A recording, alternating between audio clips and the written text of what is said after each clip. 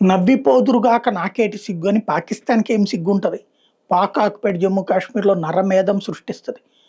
పాకిస్తాన్ వచ్చి పాకిస్తాన్ తరపున మన కాశ్మీర్‌లో అరాచకం చేస్తే, లక్షలాది మంది రోడ్డున పడితే, వందలాది మంది కాదు వేలాది మంది ప్రాణాలు తీస్తే, మన రావణ్ లాంటోళ్ళు గనక అబ్బే! ఈడ్చిపెడితే 100 మంది చచ్చిపోలేదని చెప్పినటువంటి రాక్షసులు మన దగ్గర ఉన్నటువంటి సందర్భంలో, రేపు పీఓకేలో మన వాళ్ళకి రక్షణ ఉంటుందనుకోవడానికి ఏమీ లేదు. అక్కడ ఇప్పటికే అనేక మంది మతం మారి ఉన్నారు. భారత్‌ని సహాయం అడుగుతున్నారు తిండో ఇట్లాంటివి చేయమని చెప్పి. అది చెయ్యడం అంటే మనం యుద్ధంలోకి దిగినట్టే. పీఓజేకే మనం స్వాధీనం చేసుకోవాలనుకున్నప్పుడు ఆ పని చెయ్యాలి.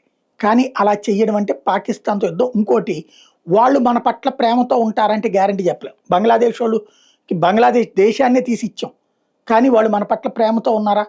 ఉన్మాదంతోనే ఉన్నారు. పీఓజేకేలో కూడా 20% మంది భారత్‌ని ప్రేమిస్తే 80% మంది మనతో రేపు పొద్దున పేజీ పెట్టుకునే క్యారెక్టర్‌లే. పాకిస్తాన్ అంటే పడకపోవచ్చు. ప్రస్తుతానికి సదుపాయాలు అందించట్లేదు కాబట్టి. కానీ భారత్ అంటే ప్రేమ ఏమీ లేదు. కాబట్టి మనం జోక్యం చేసుకొని పాకిస్తాన్‌కి తెలుసు. వాళ్ళని బ్రతకనిస్తుందా లేదా? ఎంత హింసాకాండకు పాల్పడుతుందో చూడాలి.